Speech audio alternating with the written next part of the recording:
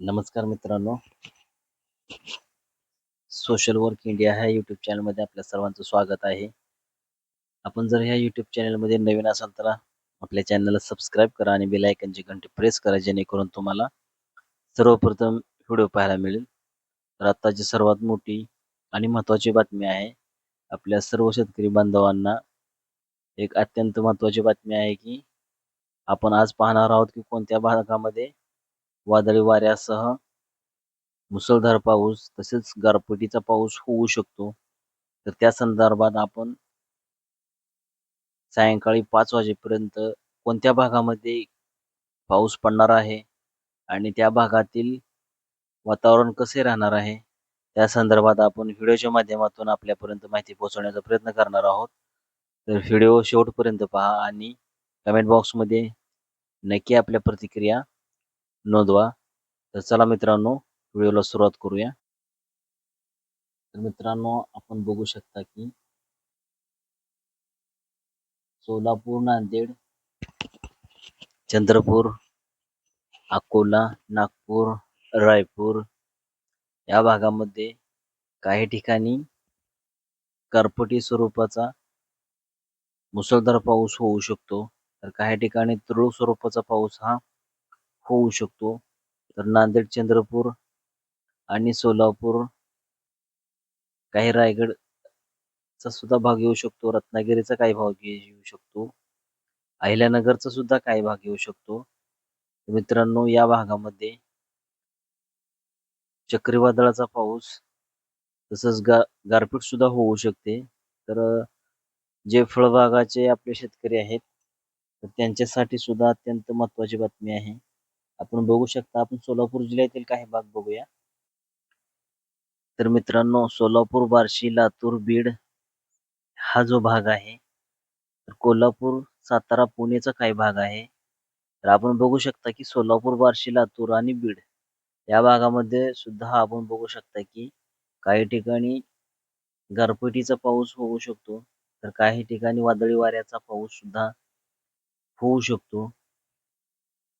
तर आपल्या महाराष्ट्र लगतील जो विजापूर आहे, कलबुर्गी आहे आणि बिदरचा काही भाग आहे.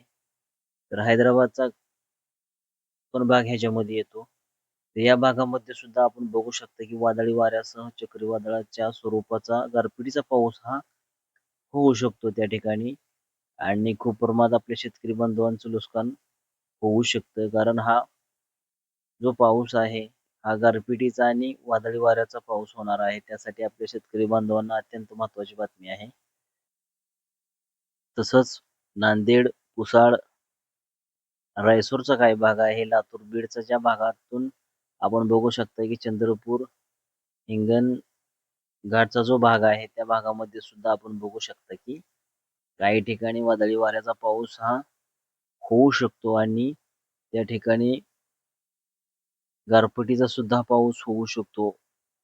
तर जे हवामान विभागाने जो अंदाज वर्तविलेला आहे, तर त्या अनुषंगाने आपण बघू शकता की वातावरण हे सध्या सायंकाळी 5 वाजेपर्यंत या भागामध्ये वादळी वाऱ्याचा आणि गारपिटीचा पाऊस हा होऊ शकतो.